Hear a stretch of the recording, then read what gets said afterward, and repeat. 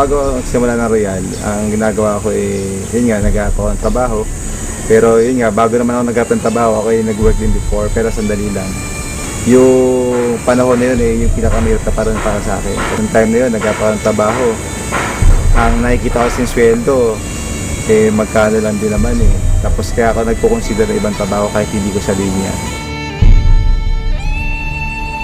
Punta ako sa isang work, sa isang company, bawal ko sa isang building, susuyuri mo yan So pagka inabot ko yung resume, timing na may opening, interview nila kagad ako. Yung experience ko talaga dati na sabi ko, bakit gano'n? Totoo pala talaga na hindi porket nakatapos ka, maganda rin buhay. That time din, naisip ko bakit gano'n? Maganda naman tinapos ko, maganda naman eskwela ko, pero bakit that time walang trabaho? Pero tawa lang Diyos, kinapagtrabaho naman din tayo kahit sandali hanggang sa dumating yung Royal sa buhay. Nakakatuwa at nagsimula ako noon, naalala ko 2006. So nag-join ako nung 2006 na yun, ginagawa ko lang to, kumbaga sideline lang. Pero nung doon ako, naintindihan ko kahit sideline pala to, kailangan kong seryosohin. Hindi ko na-expect na pwede palang, dahil doon sa sipag ng isang tao dito sa negosyo na to, pwede ka pa talagang umasenso dito, yumaman. Maliban sa yumaman, kung ano man yung pangarap na gusto mo, gusto ng pamilya mo, gusto ng mga tao na sa paligid mo, pwede pala mangyari. Kumbaga, sabi ko, yung income ko dito talagang maganda. Pero hindi ko na-expect na pwede palang mas maganda pa doon sa gusto kong maganda. Noong time na sabi ko, nakikita ko na yung ganda ng negosyo, tuloy-tuloy lang ako. Naalala ko, pagka may mga awarding, palagi ako nandun, nanonood ko yung mga kumikita sa Royal. Natutuwa rin ako kasi meron sila ma-award. Sabi ko, pwede rin kaya mangyari yun sa parang ordinaryong member kagaya ko, no? So, sa nakalipas na ilang taon ko na rin sa Royal, ako sa totoo lang, hindi ko naman in-expect na pwede pala maging number 1 Ang sa akin lang, dito ako sa Royal, gagawin ko to para sa pamilya ko. At dumating yung time, ito na pala, yung bunga ng trabaho, yung hirap, yung pagod, pwede ka pala mag number 1. Hanggang sa nitong mga nakalipas na ilang buwan, natawa ako kasi nung time na nabigyan ng yung Royal mismo, nagsimula na isang branch sa ibang bansa, nakita ko yung opportunity na pwede pa rin pala ako magsimula ng Royal kahit wala ako sa Pilipinas. Sabi ko, ito na siguro opportunity para maidala ko yung negosyo ng Royal doon sa mga ibang kaibigan ko o kakilala ko sa ibang bansa. Naalala ko yung hirap namin dati kasi wala pa naman opisina yung Royal that time doon. Ultimo, madaling araw, nag-i-impake pa ako ng produkto kasi meron siyang kamag-anak na pupunta doon. Dinadadala ko pa yung produkto doon. Awa ng Diyos, yung opisina po natin sa Royal nagbukas na doon sa Dubai, sa UAE.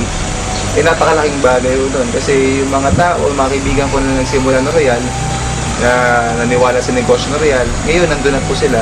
Yun yung hanap buhay nila, yun yung pagkakakitaan nila. Yun na po yung sinasabi nga natin na additional income sa kanila kahit nasa abroad sila. Papasalamat po ko sa Diyos na dumating po yung oportunidad ng Royal. Dahil sa Royal, isa po sa naibigay po sa amin ng Royal is yung mga travel incentive.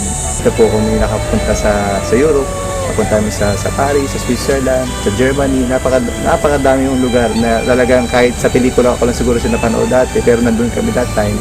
Pero itong nakaraan lang, galing ko kami sa Brazil. Yung mga ganong bagay, sabi ko, yun yung mga hindi nababayaran ng pera. Pangalawa, dahil din sa Royal, dito ako napagpundar. Dito ako nakabili ng sarili kong sasakyan. Yung una kong sasakyan dito sa Royal is yung Mercedes-Benz. Yung Mercedes-Benz na SLK. Yung pangalawa, yung BMW. At yung pangatlo, yun nga yung Chevy Camaro.